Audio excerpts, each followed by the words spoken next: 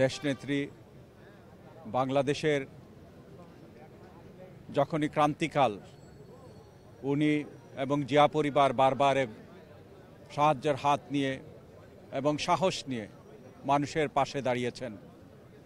শহীদ রাষ্ট্রপতি জিয়াউর রহমান স্বাধীনতার ঘোষণা দিয়ে স্বাধীনতার যুদ্ধ করে আমাদেরকে এই বাংলাদেশ এই মানচিত্র উপহার দিয়েছিলেন এবং এই ধারাবাহিকতায় আমাদের মাদার অফ ডেমোক্রেসি কানাডার সংস্থা ওনাকে মাদার অফ ডেমোক্রেসি হিসাবে আখ্যায়িত করেছিল এবং এই নেত্রী ক্রান্তিকালে বারবার মানুষের পাশে এসে দাঁড়িয়েছেন।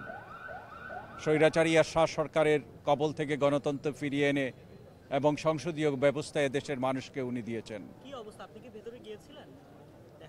আমি ভিতরে এখন আমরা যাই নাই, তবে আমরা খবর পাচ্ছি। আমি আজকেই এসছি, সুতরাং ভিতরে যাব আমরা ইনশাল্লাহ।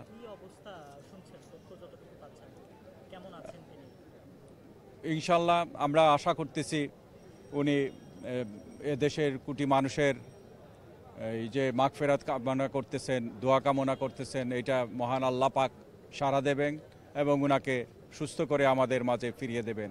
আমরা এইটাই আশা করতেছি। সারা পৃথিবীর লোকজন সমস্ত ধর্ম বর্ণ নির্বিশেষে আজকে আমাদের নেত্রীর জন্য, আমাদের মায়ের জন্য দোয়া করতেছে। হিন্দু, বৌদ্ধ, খ্রিস্টান প্রত্যেকটা উপাসনালয় বাংলাদেশে আজকে মানুষরা দোয়া করতেছে আমাদের নেত্রীর জন্য। সারা বিশ্ববাসী, বিশ্বর মানবতাবাদী মানুষরাও একইভাবে ওনার অসুস্থতার জন্য উদ্বেগ প্রকাশ করছে এবং সাহায্যের হাত প্রসারিত করেছে। এগুলাতে